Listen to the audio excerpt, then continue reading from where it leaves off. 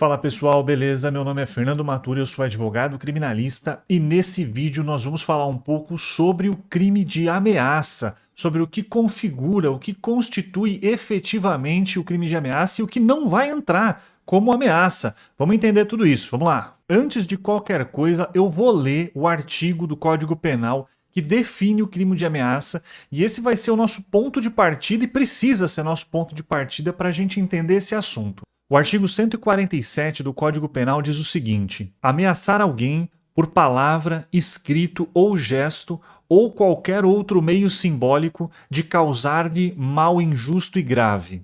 É dessa forma que o Código Penal coloca para a gente o que é o crime de ameaça, qual é a conduta proibida, e para que a gente consiga entender isso um pouco melhor, vamos dividir esse artigo em três partes. Ameaçar alguém significa intimidar uma pessoa, colocar medo numa pessoa por meio de uma violência moral. Se nós estivermos falando de uma violência física, aí o crime já vai ser outro. A gente começa a caminhar para lesão corporal, tem vários outros crimes.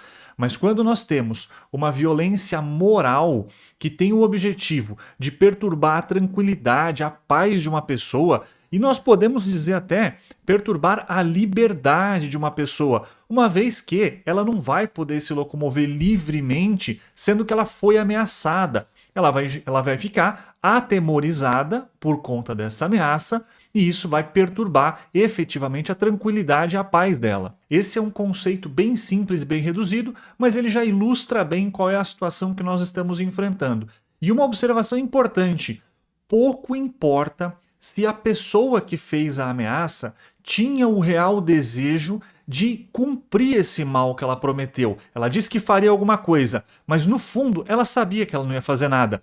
Isso não importa. O fato de ter dito, o fato de ter prometido mal injusto e grave já é suficiente para configurar o crime de ameaça, ainda que essa pessoa já tivesse claro para ela que ela não faria nada de mal. Ela falou por falar, mas isso não vai servir de defesa, não vai servir de justificativa e o crime de ameaça vai estar configurado. Mas eu faço mais uma observação importante. Só responde pelo crime de ameaça quem tinha a intenção de ameaçar, o desejo de intimidar outra pessoa. Se essa ameaça é feita de brincadeira ou dita em um contexto em que ela seja possível, ela não era verdadeira, a pessoa que falou não tinha real desejo de intimidar, não vai considerar configurado o crime de ameaça. Claro que isso vai depender sempre de análise, vai depender sempre de uma interpretação do caso concreto, mas a essência é essa. Tendo dito nessas rápidas palavras o que é ameaçar alguém, o que configura essa ameaça de alguém, agora nós vamos falar um pouco sobre o meio, vamos para a nossa parte 2 aqui.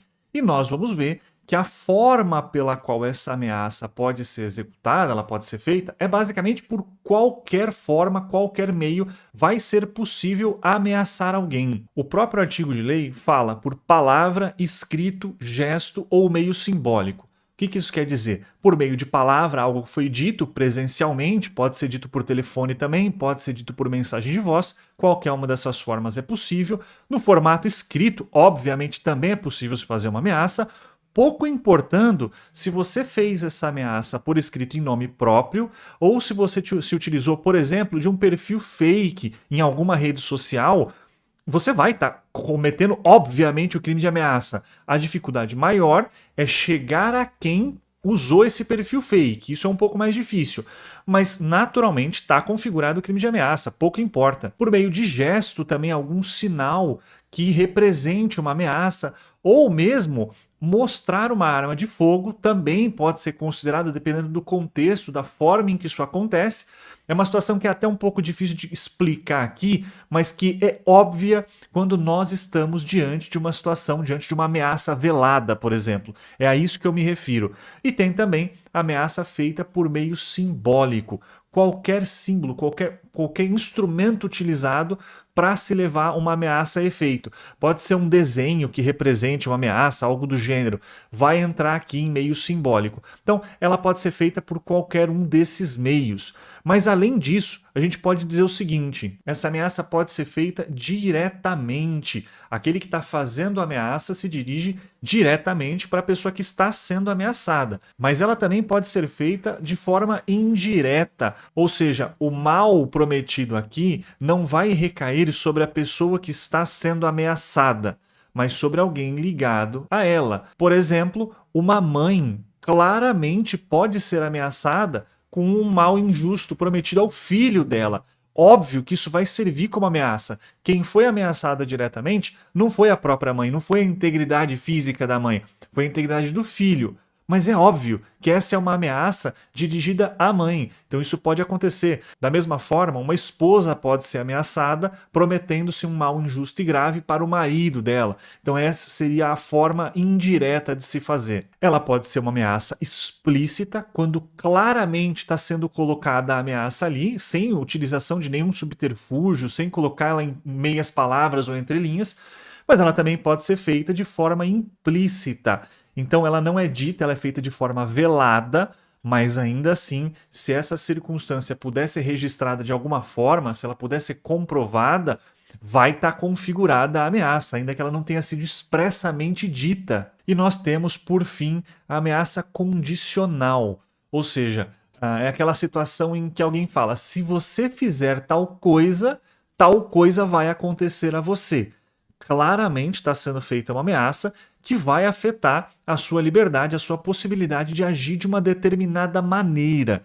Então, essa ameaça condicional também é considerada criminosa. Tendo dito isso, vamos para o nosso terceiro ponto: causar mal injusto e grave.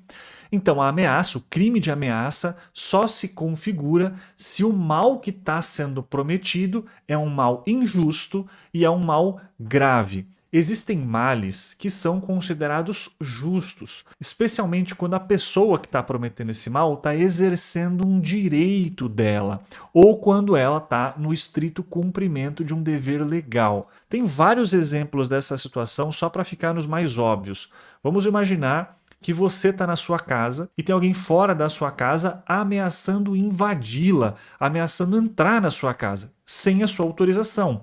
Naturalmente, você pode defender a entrada dessa pessoa, proibir ela de entrar e usar os meios necessários para isso. Só que antes de usar os meios necessários, você afirma a ela: se você entrar na minha casa, eu vou fazer tal coisa com você. Isso não deixa de ser uma ameaça. É claro que você está ameaçando.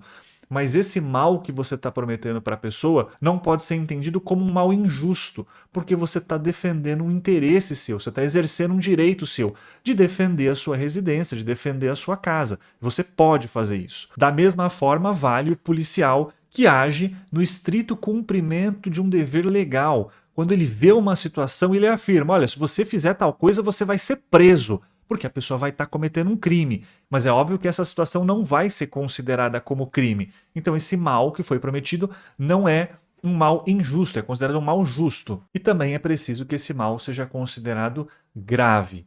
Se essa promessa que é feita é de um ato qualquer, insignificante, de pouco valor, não vai dar para considerar isso um crime de ameaça. Agora, se for um mal grave, a integridade física da pessoa, ou mesmo ao patrimônio da pessoa, pode ser considerada ameaça sim. Caminhando já para o final do nosso vídeo, vamos entender o seguinte: não vai servir de desculpa a pessoa que no momento de raiva, de ira, no meio de uma discussão, ela faz uma ameaça.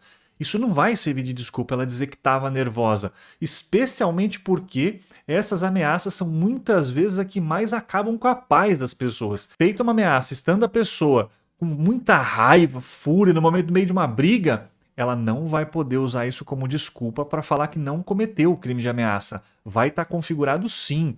O mesmo vale para a pessoa embriagada que faz uma ameaça contra alguém. Vai estar configurado o crime da mesma forma. A embriaguez ela é tratada de uma forma bastante complexa pela nossa legislação. Tem vários níveis, vários graus diferentes, várias situações, mas no geral, para a esmagadora maioria das situações, vai estar configurada sim o crime de ameaça. E nós vamos precisar diferenciar essas situações que eu venho mencionando ao longo do vídeo, essas situações de ameaça, de outras situações. Situações de advertência e de situação de uma pessoa que deseja o mal de outra pessoa. Na advertência, o que você tem é um aviso para que algo não aconteça, ainda que possa ser feito de forma mais agressiva, mas em essência um aviso. Não está sendo feito promessa de um mal injusto e grave. Nesse mesmo sentido da advertência, tem a situação da pessoa que deseja o mal da outra. Desejar o mal da outra não é considerado crime, porque esse mal a que se deseja não decorre de um ato de quem está desejando mal. Eu vou explicar um pouco melhor isso. É diferente uma pessoa prometer que vai te agredir, porque esse ato de agredir você dependeria de quem está fazendo a ameaça. Muito diferente disso é a pessoa que deseja o seu mal. Ela deseja que você tenha uma vida infeliz, ela deseja que te aconteça um acidente, ela deseja que te aconteça uma série de coisas. Só que essas coisas que ela deseja que aconteça com você não depende da vontade dela, da pessoa que está desejando o seu mal. Entende a diferença?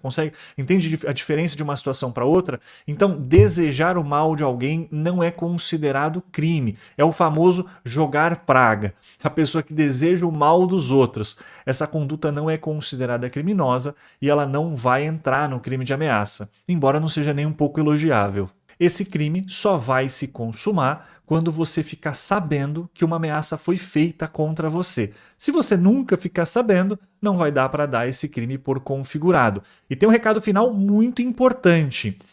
Uma vez que você tenha sido ameaçado, a polícia só poderá abrir uma investigação sobre esse assunto com a sua autorização. Esse é o tipo de crime que nós chamamos de ação penal condicionada à representação da vítima. Isso significa que a polícia só tem o direito de abrir uma investigação se você autorizar a polícia a investigar esse fato. Nós chamamos essa autorização de representação, a representação da vítima. E isso tem um prazo de 6 meses para ser feito. Caso você não faça essa representação no prazo de 6 meses, você não vai mais poder fazer isso e a polícia não vai mais poder investigar. Esse prazo começa a contar do dia em que você ficou sabendo que essa ameaça foi feita. Então, tem que ficar atento a esse prazo, porque depois não tem mais jeito. Se você ficou com alguma dúvida, comenta que na medida do possível eu vou respondendo aos comentários que estão sendo feitos aqui. E se tiver alguma dúvida muito recorrente, eu acabo gravando mais vídeos sobre esse assunto para poder esclarecer de uma forma um pouco melhor. Se você gostou desse vídeo, curte, porque isso ajuda bastante na divulgação do vídeo e na divulgação do canal. Então faz bastante diferença para nós aqui o curtir no vídeo. E inscreva-se também aqui no nosso canal para que você receba, para que você fique sabendo dos próximos vídeos que serão publicados. Tem mais coisas que vão ser explicadas. Tudo relacionado à justiça criminal, funcionamento da justiça criminal, boletim de ocorrência, explicação de crimes, etc. Tenho certeza que você vai gostar. Um abraço, nos vemos na próxima, até mais.